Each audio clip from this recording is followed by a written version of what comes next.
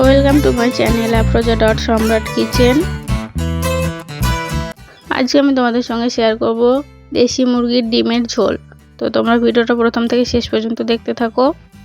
তোমরা যদি আমার চ্যানেলে নতুন হয়ে থাকো তাহলে চ্যানেলটা সাবস্ক্রাইব করে পাশে থেকো। দেশি মুরগির ডিমের ঝোল বানানোর জন্য গ্যাসের উপর কড়াই বসিয়ে দিয়েছি। আর কড়াইতে দিয়ে দিচ্ছি আমি তেলটা গরম হয়ে গেছে। এবার আমি এখানে দিয়ে দিচ্ছি আগে থেকে সিদ্ধ করে রাখা ডিম।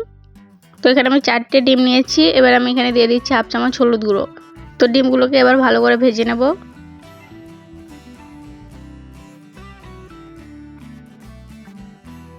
তো ডিমগুলো ভাজা হয়ে গেছে, তো আমি তেল থেকে তুলে নিচ্ছি। ডিমগুলো তোলা হয়ে গেছে, এবার আমি এই তেলে আলু ভেজে নেব। তো আমি এখানে বড় সাইজের 2টো আলু নিয়েছি। এবার আমি আলুগুলোকে ভালো করে ভেজে নেব।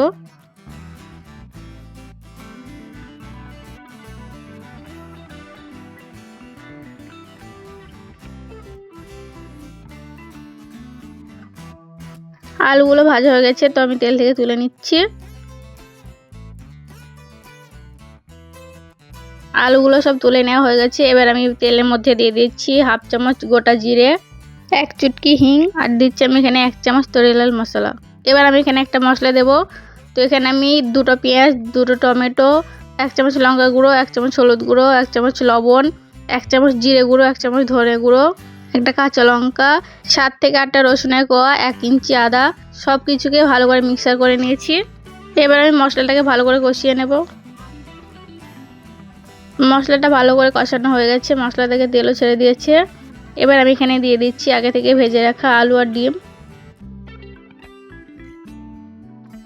তো আলু আর ডিমটাকে মশলার সঙ্গে ভালো করে একবার নেড়েচেড়ে মিশিয়ে নেব।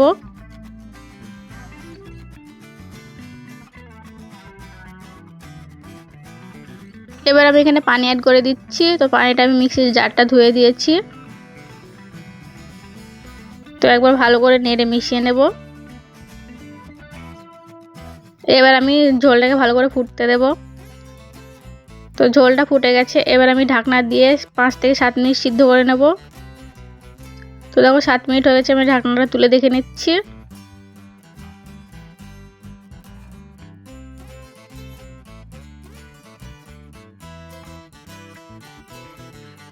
তো দেখো আলুটা কিন্তু খুব সুন্দরভাবে সিদ্ধ হয়ে গেছে। তো আমাদের ডিমের ঝোল কিন্তু রেডি হয়ে গেছে। এবার আমি এখানে ধনেপাতা দিয়ে একবার ভালো করে নেড়ে দিচ্ছি।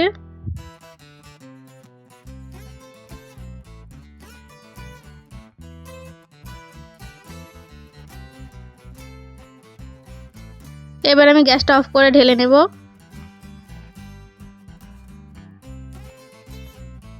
তো দেখো আমাদের দেশি মুরগির ডিমের ঝোল একদম রেডি হয়ে গেছে। তোমরা কিন্তু এরকমভাবে অবশ্যই একবার বাড়িতে ট্রাই করবে। আর আজকের ভিডিওটা যদি ভালো লেগে থাকে তাহলে লাইক কমেন্ট শেয়ার করতে কিন্তু ভুলবে না।